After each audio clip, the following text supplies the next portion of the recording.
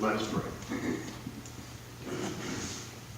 Lord, we come with stories like this and questions in our hearts and minds. What does it mean? What do we do with these? How does it make a difference to us? Where was that mountain? But help us to hear this story again and again, speaking new words, old words, to help us in our journey of faith. Today, may the words of my mouth, the meditations of our hearts be holy and acceptable in your sight, O Lord, our rock and our Redeemer. Amen. So this being Transfiguration Sunday, like I started out, what do you expect the preacher to be doing in his sermon today? Explaining it all, right? Wrong. I don't know if I can do that fully. I'll give you a few thoughts, but you all have your own thoughts, and that's important. So we lift this account of Jesus' transfiguration on the Mount up. And that's what Transfiguration Sunday is all about. That's why it's in our lectionary. Not to explain away every detail, but to lift up the account, this narrative story that informs us and shapes us year after year, time after time, so that the story is locked as part of our story. Now, admittedly, I haven't gone up on a mountain, and I doubt you've gone up on a mountain with a couple of friends and seen Moses and Elijah. If you have, we'll sit down and have a cup of coffee and talk about that. But we have this story about Jesus. And it's not just in Luke, it's in the other Gospels as well. So something obviously happened. And so we don't dismiss this story with all of its mystic overtones that we can't just explain easily. We hold on to it. That the story itself will continue to capture our imaginations, our hearts, our minds, maybe teach us a little something about the ways of God, our ways with God, and what we should be thinking about. I'm going to tell a story. It's almost embarrassing, but I was probably maybe 15, 16 years old, and two of my friends and I were supposed to travel from Knoxville to Bristol, Tennessee, Virginia. About 2.5, maybe 3-hour drive to where we were going. So we were dropped off at the bus station and told very simply, just catch the bus to Bristol and everything will be fine. So we went in, we bought our tickets, no problem, and we sat in the lobby. And we sat in the lobby, and finally I looked at the clock and I said, we were supposed to have been gone by now. Whoops, we missed the bus. We were scheduled for an appointment and vocational testing the next day. So I picked up the phone, called my dad, and he drove us up, and then he drove back that 2.5, 3 hours. So much for whatever he had planned that night, my dad graciously dropped what he was doing, took care of us. Boy, was I humbled, grateful, proud of my dad, and embarrassed.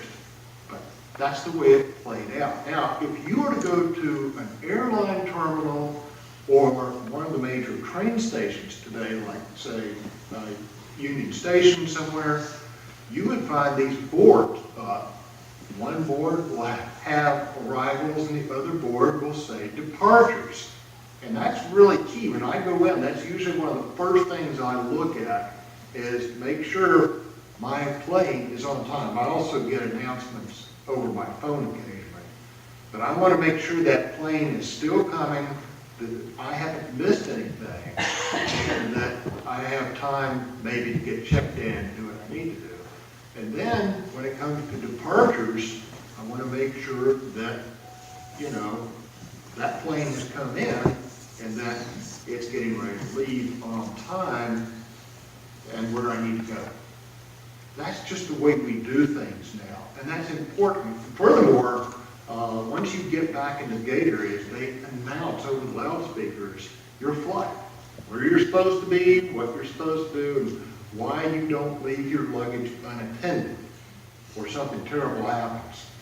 That's the whole plan. Arrivals and departures. Now, what does this have to do with anything? Well, it's that key little word that Moses and Elijah were talking to Jesus about. They were talking about his impending departure from Jerusalem in the next few months, days, whatever. That word departure can be translated in a number of ways, but it's very, very close to the word Exodus from the Old Testament. All of a sudden you see Moses during that Exodus period, his face shining white, and people a little bit nervous and anxious. Then you see Jesus getting ready for his Exodus, his departure, when we will no longer see him.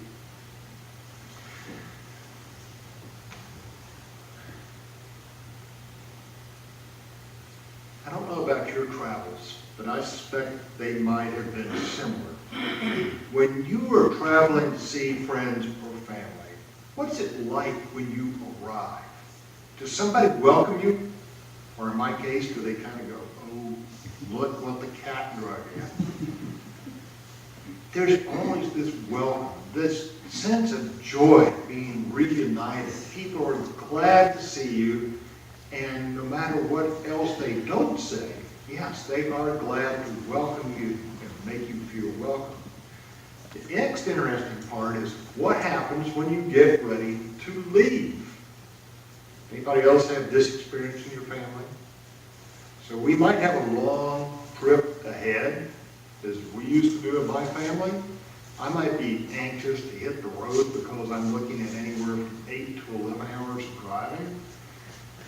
And how long does it take for your departure?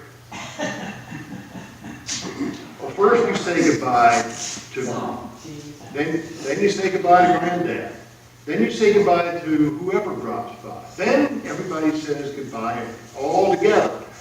And then you start to move out to your car and somebody says, wait a minute, I forgot to give you this. And you get something that, so you have to rearrange your car to get it in there. And finally, just as you think you're getting ready to pull out, somebody else arrives and you get to go through the whole thing again. So you might be an hour or two late in your departure. That's why airlines have these little boards up there that everybody's saying goodbye all the time. Not quite. Saying goodbye can be hard to do at times, and Jesus prepared his people. But I still remember what Dorothy said in Wizard of Oz. There's no place like home. Going home is a different experience. Jesus made his home with mortals, with us, with people. But Jesus also makes his home with God. We act like that's in two very different physical locations. I don't think that's necessarily the way that works when we say, here's heaven, here's earth, and whatever else there is in another location. It can be a little inaccessible to us at times, but Jesus seems to keep his feet in both locations. I don't think the Exodus is moving from one distinct geographical location to another. There's something else going on as well. What happened with the people of Exodus was they were changed. They were changed there in the wilderness. They were changed when God delivered them out of Egypt. And by the time they got to the promised land, they were not just simply people who didn't know God, but ones who survived are the people who knew the God of deliverance, the God of grace, the God who would travel with them through thick and thin. They knew the God of the covenant. And God said, I will be your God, you will be my people, and gave them these laws. But mainly, what God gave them was himself, God's self. So, like Moses and the Exodus, which was just simply meaning the departure from Egypt up to the wilderness and the promised land, Jesus was in the middle of an Exodus. Not alone necessarily, although Jesus would go to the cross, but he would go to the cross with the hopes and dreams of a lot of people.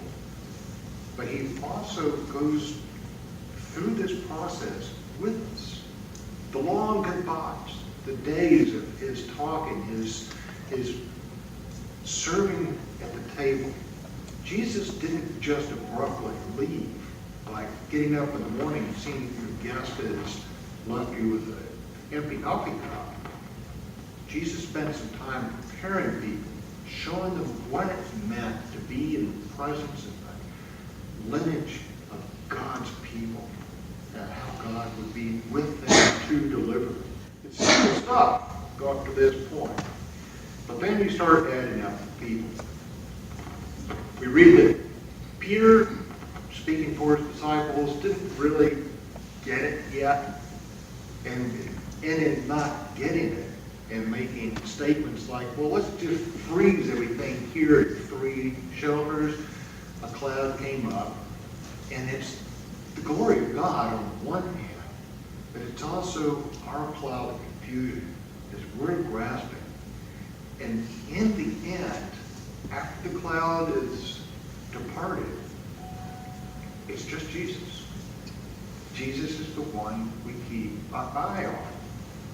So Jesus begins to lead the people down.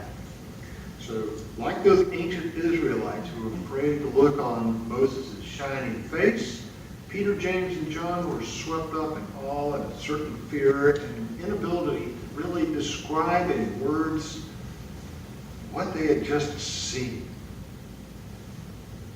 But something happened. Something important was part of their lives. They were part of this now. They had seen it, but to understand it simply meant Jesus is the one we're following. And Jesus is not stepping out of line with Moses and Elijah. We will now go even more faithfully. And if you remember a week or so ago, we talked about Jesus coming down from a high place, a mountain with his disciples, to a fallen, lower place, where people were horizontal, basically. And there Jesus met them, cured them of all their diseases, their afflictions, cast out their demons. He cleared things up for them, you might say. Here we have something similar. Jesus leads Peter, James, and John down the mountain where his other disciples are serving as well as they can to that lower place. To see Jesus transfigured in such a way for us, in part leads to our transfiguration. You can't see Jesus changed unless we too are part of the scene. Changing. That's what's going on. To be changed by the glory of God. To be lifted higher, you might say. To be lifted into an area that maybe we don't know it completely, but we know we are there. And we know the presence of God is with us. It happens. Sometimes it only happens once or a few times for us.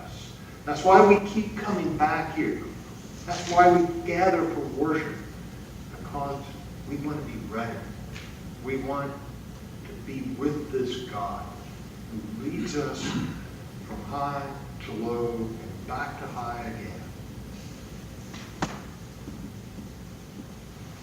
Sometimes when people see us, they're a little put off. Sometimes people in the church, out of ignorance, can seem rude or unfeeling, or we say stupid things without meaning to because we're ignorant. But if Jesus leads us out of ourselves up to a high mountain, and we let go of some of the trappings of our own sin, cultures, and hang on to Christ Jesus, to God, then we can begin to drop some of that stuff and greet people where they are, without judgment, without condemnation, with open arms, as Jesus has taught us and leads us. So I pray that Transfiguration is and will be part of your lives. Many of us will only have these experiences occasionally. Sundays call us to disciple ourselves as we seek the face of God in prayer and hymns and music and other expressions of faith. At least once a week, it reminds us of these experiences on the mountain. So as Christ shared his experience with 3 disciples, so may we share the Christ of our salvation. And in doing so, may we also share each other's Christs.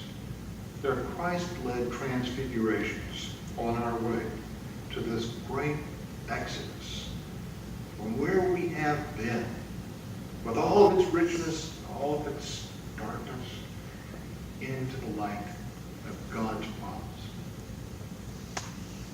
Thanks be to God. Let's pray. First, Lord, we gather in your name, and we gather with hope. We gather with the knowledge that you are part of our lives.